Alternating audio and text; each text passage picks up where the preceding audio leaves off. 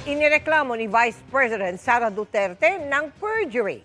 Si Ramil Madriaga ang nagpapakilala o nagpakilalang dati niyang security aide at inutusan umanong maghatid ng pera sa ilang personalidad. Ang git ng bise, hindi nagtrabaho si Madriaga sa kanyang mga naging opisina. Nakatutok si Chino Gaston.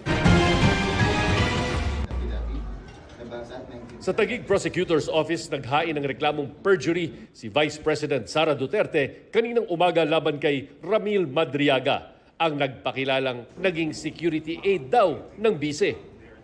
Ang sabi ni Vice President Duterte sa isang pahayag, kailangang panagutan ni Madriaga ang mga kasinungalingan at mga imbento niya na gusto raw manlin lang ng publiko. Certification from the ASPG, formerly the VPSPG.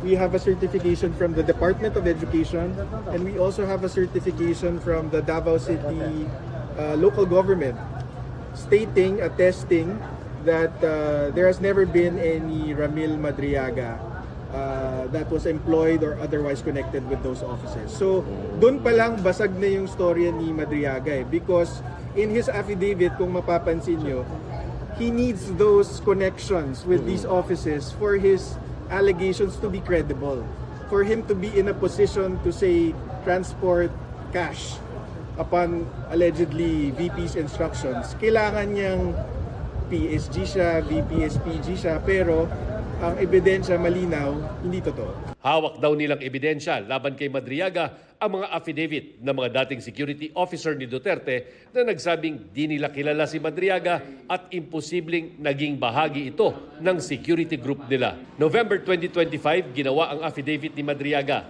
Isinumite niya ito sa ombudsman at naging bahagi ng ebidensya laban kay Duterte sa impeachment complaint noong 2025. Sa dalawang impeachment complaint na idineklarang sufficient in substance ng House Committee on Justice ngayon, kasama rin ang affidavit ni Madriaga bilang ebidensya. Dito, sinabi niyang naghatid siya ng pera sa iba't ibang tao sa utos ni Vice President Duterte. Noong December 2022, inutusan daw siya ni nooy VPSPG Commander Colonel Raymond Lachica na ihatid sa ilang lugar at individual ang mga duffel bag na may laman daw ng 30 hanggang 35 million pesos kada bag. Kabilang dyan ang isang mayor sa Laguna at isang dating kaklase ng Vice Presidente. Inutusan din siyang mag-iwan ng kotse na may pera sa loob ng Ombudsman parking compound. Sinabi rin ni Madriaga na mula sa POGO operations at drug dealers ang pondo ng Inday Sara is My President Pilipinas National Campaign noong 2021 hanggang 2022. Pagka hinahayaan kasi, pwedeng hindi sila natatakot na magsinungaling, maggumawa ng kwento, sumira ng buhay. Ngayon, dinidikit nila ngayon sa impeachment, ang kahulugan nun or ang possible consequence nun is, for example, subvert yung will of the people kasi gusto mong tanggalin ang isang duly elected official ng bansa.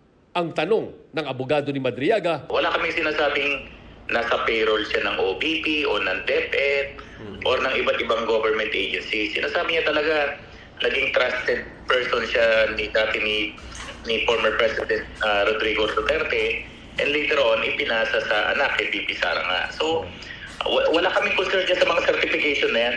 Hindi naman tayo nagkiklaim na talagang government employee na nasa plantilla si Mr. Madriaga. Sinasabi niya more on intelligence work, reporting directly to the former President and to VP Sara. nakakulong na ng ilang taon sa BJMP sa Bikutan si Madriaga sa kasong kidnapping.